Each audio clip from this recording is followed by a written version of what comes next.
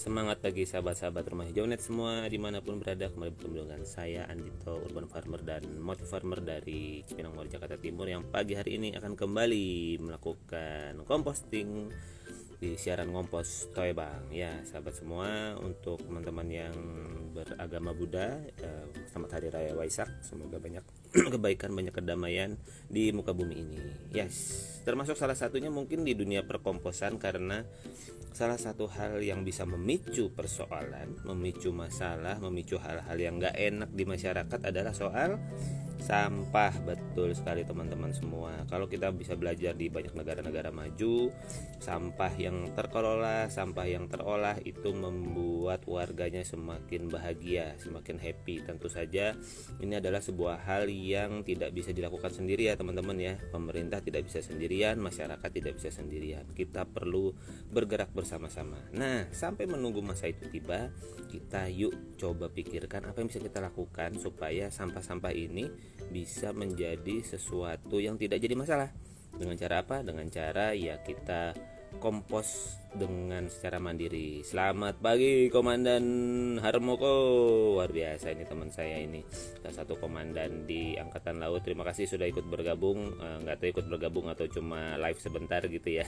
Nggak apa-apa. Yang penting semoga Bro Harmoko sehat dan teman-teman TNI AL dimanapun juga dalam keadaan sehat. Oke, sahabat semua, pagi ini saya akan ngompos lagi. Semoga ini bisa bermanfaat. Saya akan mulai. Ini kalau bisa dilihat jumlah elemennya cukup banyak ya, udah kayak bekal mau piknik aja. Cuma bedanya ini bukan bekal pikniknya, tetapi sisa dari aneka makanan dan hal-hal yang kita konsumsi sehari-hari. Oke, saya akan mengawalinya dengan memasukkan semua daun pisang yang sudah dirajang-rajang oleh istri saya. Jadi itu biasanya daun-daun bekas bungkus tempe. Nah, setelah itu ternyata di baliknya ada kandungan kulit pisang. Kulit pisang ini kita kompos, kita cacah-cacah. Nah, ini juga saya juga sudah menyacah-nyacah batang-batang kangkung jadi lebih mudah untuk terkompos. Ternyata ada harta karun di sini saudara-saudara. Ada batang jagung seperti ini. Ini akan kita cacah-cacah belakangan ya, karena dia nggak bisa masuk begitu saja. Nanti ada alat khususnya juga. Dan kita cacah apa yang ada di sini. Ada sisa-sisa kue seperti sisa combro atau misro. Dan kemudian ini semua ada sisa pisang dan sebagainya. Oke, satu wadah selesai. Yes, kemudian satu wadah sudah selesai. Sekarang kita lanjut ke wadah berikutnya. Saya memilih yang ini dulu saja. Oke, di sini kalau kita lihat ada daun pisang yang tergulung seperti ini. Nah, ini saya akan prioritaskan. Saya akan fokuskan dengan dua tangan kan pisang-pisang yang sudah menjelang matang ini, supaya kemudian bisa dimanfaatkan, bisa menjadi bagian dari green smoothie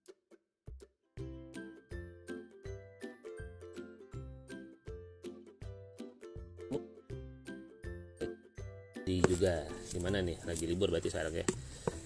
Oke teman-teman semua, inilah proses kompos yang kita lakukan. Silahkan kalau ada yang mau ditanyakan seputar proses kompos, langsung tuliskan saja di kolom komentar, atau mau berbagi mungkin pengalaman ngomposnya bagaimana, silahkan di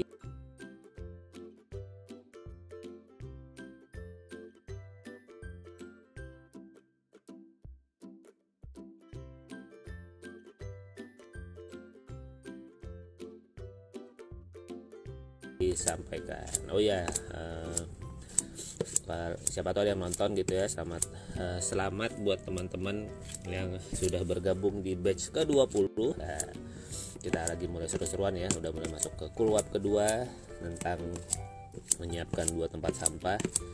Nanti kita akan lanjutkan dengan kulwap ketiga hari ini. Nah, ini fungsinya 2 tempat sampah nih teman-teman, sehingga sampah-sampah organiknya ini dia bisa kita olah dengan aman ya, dengan nyaman. Karena apa? Karena dia tidak kecampur sama plastik, sama botol, sama saset gitu ya. Dia nggak tercampur.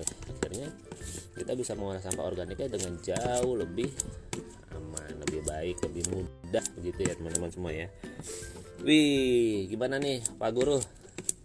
Semoga lancar, sehat. Aku ngelihat statusnya Bro Abdi udah mulai ngajar-ngajar terus ya. Sip lah. Semoga lancar. Kapan nih kita berkegiatan pramuka lagi?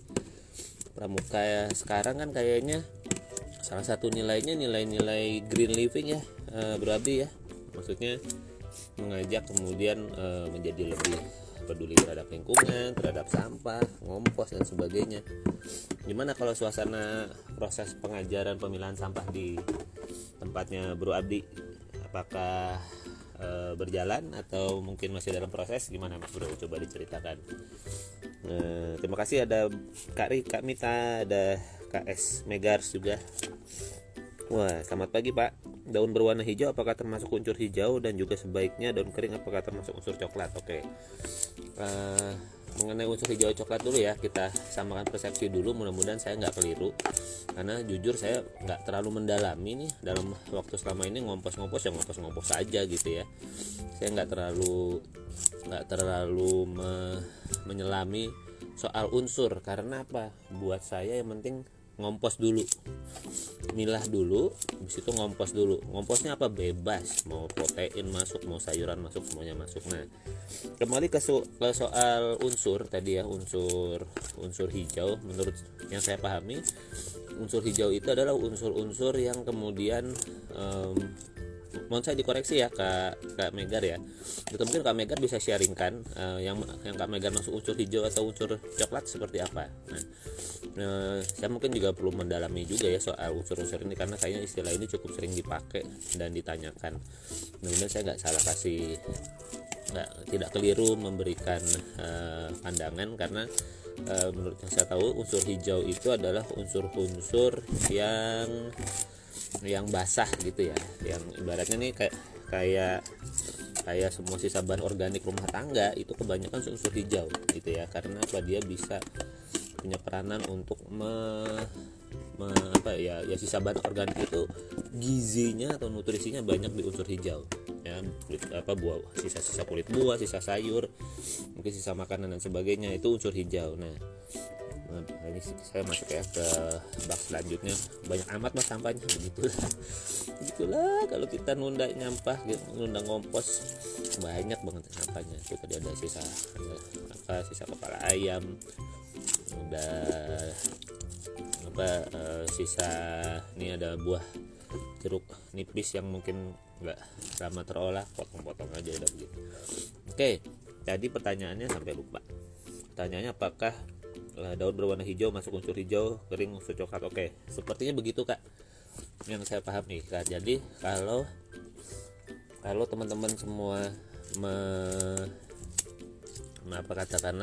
mengompos, nah sebentar, nah ini ada lindinya nih teman-teman. Nah lindi ini nih kalau masuk di kompos ini, dia akan berpotensi bikin aroma. Jadi lindinya ini akan saya tiriskan dulu, saya masukin ke wadah yang bekas ini aja, supaya kemudian dia nggak membasahi kompos saya. Karena yang bikin sampah itu bau gitu ya, bau berbelatung bermasalah itu karena ada lindinya ini. Nah ini lindinya saya pisahkan dulu, biasanya saya tuangin ke tanah. Tapi ini lindi ini yang sebaiknya nggak masuk ke komposter ya teman-teman ya, kecuali teman-teman pakai metode kompos pot, pakai metode gali lubang organik ya. Ini sih lindinya masukin ke tanah aja sekalian. Tapi kalau teman-teman pakai komposter sebagaimana yang saya pakai, itu sebaiknya lindi-lindi ini tidak masuk, karena ini yang berpotensi bikin bau di kedepan harinya. Dengan dia dibilas aja gitu ya. Karena kan saya pakai model komposter gini nih teman-teman. Nah jadi kalau misalnya itu terlalu basah, aromanya gak enak. Oke, kembali ke pertanyaan tadi mengenai unsur hijau, unsur coklat. Betul, yang saya pahami, kalau daunnya hijau unsur hijau, kalau daunnya kering unsur coklat. Karena apa? Daun hijau dia masih punya nutrisi dan tidak punya kemampuan untuk menyerap air ya, unsur hijau. Lalu kemudian kalau unsur coklat itu yang kering-kering, penggembur kalau saya bilangnya. Nah itu bisa pakai daun kering, bisa pakai katakanlah serbuk gergaji kalau di rumah saya ya, pakai abu gosok. Kemarin ada teman peserta composting dari Cianjur gitu ya. Beliau bilang saya punya banyak abu nih karena orang tuanya masih pakai kayu bakar. Itu bagus banget tuh penggemburnya tuh. Abu-abu bekas pembakaran itu juga bagus buat penggembur, karena prinsipnya adalah si sampah ini kalau mau bagus hasilnya dia nggak boleh terlalu basah. Jadi kalau terlalu basah digemburkan, kalau terlalu kering nah ditambah tuh unsur-unsur hijaunya itu. Nah gitu ya teman-teman ya. Oke, Kak Megar, oh ya Kak Abdi, iya lagi vakum pramuka. Oke, kalau udah mau aktif lagi kabar-kabarin ya di grup biar kita bisa saling menginspirasi. Terus kata Kak Megar, sama Pak saya juga ngompos, yang ngompos aja, pernah ikut kelasnya kota tanpa sampah, lupa materi yang ini. Hei ya Kak, selamat gabung juga Kak Zuhaila Silvi. Oke.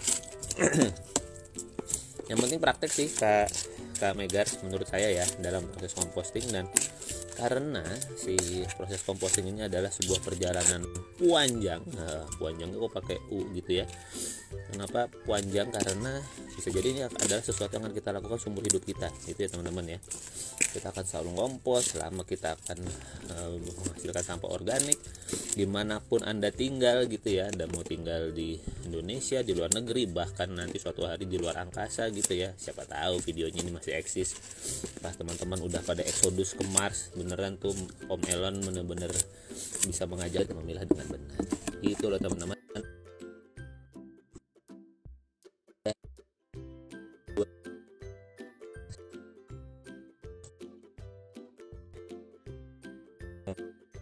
Toge yang tidak termasak. Waduh, langsung masuk. Kenapa ini saya taruh atas? Karena nanti habis ini saya mau kasih ayam saya dulu. Ini ayam saya happy banget nih dapat makanan kayak begini, banyak aneka toge begini. Oke teman-teman, kita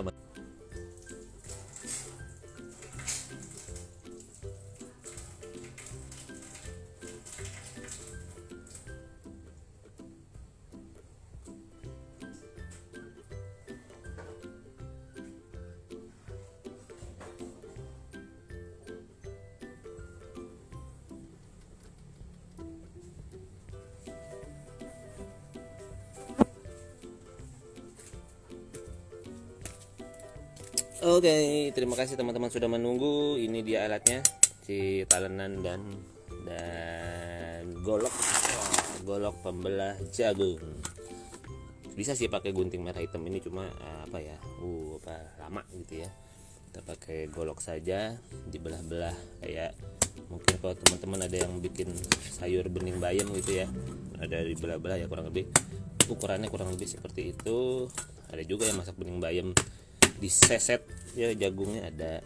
Nah ini oke, kita jajah karena bonggol jagung ini salah satu jenis sampah organik yang kalau nggak ditreatment dengan serius begini dia jadi masalah nanti ke depan ya. Jadi ada baiknya memang si bonggol jagung ini sebelum masuk tempat kompos dia sudah langsung dikompos aja gitu. Oke, sudah jadi semuanya teman-teman. Masuk deh. Oke, ini dia bonggol jagung masuk dan selesailah proses kompos hari ini. Begitu teman-teman semua, mudah-mudahan bisa menginspirasi buat teman-teman yang hadir di live di Instagram ini maupun nanti di IGTV maupun nanti di channel YouTube ketika saya relay tayangan ini. Semoga bermanfaat. Dan ada yang mau ditanyakan mungkin seputar proses composting, silahkan. Mumpung kita ketemu untuk beberapa menit ke depan. Oke. Mana ini? Oh, ini dia. Oke, sahabat-sahabat semua, terima kasih sekali lagi sudah berkenan menemani saya dalam proses toibang ngompos pagi hari ini. Dan itulah tadi yang saya kompos hari ini ya teman-teman semua. Mudah-mudahan bisa memberikan sebuah gambaran bahwa itulah proses composting yang kita lakukan ya, yang betul-betul ya kita perlu lakukan setiap hari dimanapun kita berada, mau di bumi yang sekarang, apalagi bumi sekarang ya, ketika kemudian banyak sekali isu-isu kepanasan global, isu kepadatan penduduk dan sebagainya. Sebetulnya sahabat semua, kita nih kalau sampai kemudian dapat rezeki hadir di bumi ini, itu berarti sebetulnya sudah lengkap dengan rezekinya.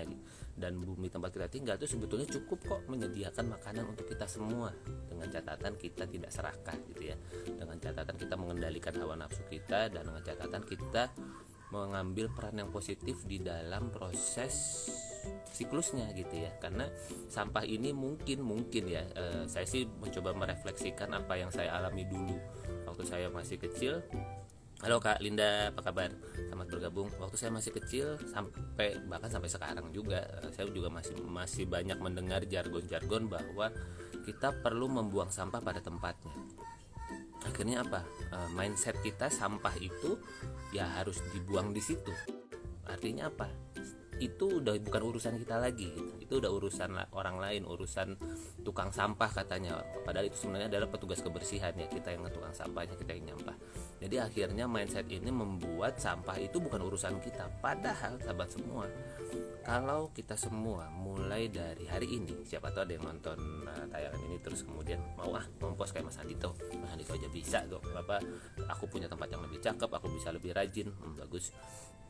Kalau kita semua sejak mulai dari sekarang mulai memikirkan kira-kira ujung dari sampah yang kita miliki ini akan kemana ya, sampah organik ini akan jadi apa ya, ini yang kemudian menurut saya perlu dibangun dari sekarang. Jadi kesadaran bahwa setiap sampah ini sebetulnya adalah calon material baru yang bisa didaur ulang dengan catatan apa? Terpilah sahabat semua. Jadi organik terpilah, yang anorganik itu nanti kita bisa naik level, banyak yang dipilah lagi ya. Ada plastik, ada kertas, ada katakanlah besi, logam dan sebagainya. Asalkan itu nggak kecampur dalam satu tempat sampah, sebetulnya semua akan menjadi manfaat gitu ya. Nah, saya mencoba bergerak di bagian yang paling dasar, paling esensi, yaitu apa? Pengolahan sampah organik. Karena ini masalahnya, begitu kita mengolah sampah organik kita sendiri, punya 2 tempat sampah dulu aja ya. Buat teman-teman batch 20 ini lagi keluar kedua tentang 2 tempat sampah,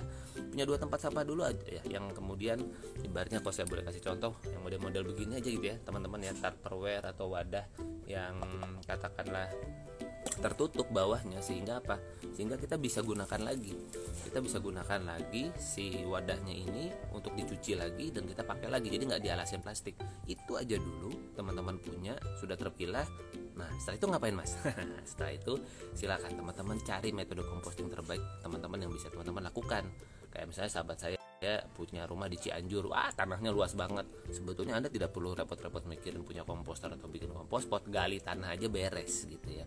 Karena isu tentang penumpukan sampah terjadi bukan hanya di kota, tapi bahkan di desa juga gitu ya. Karena apa?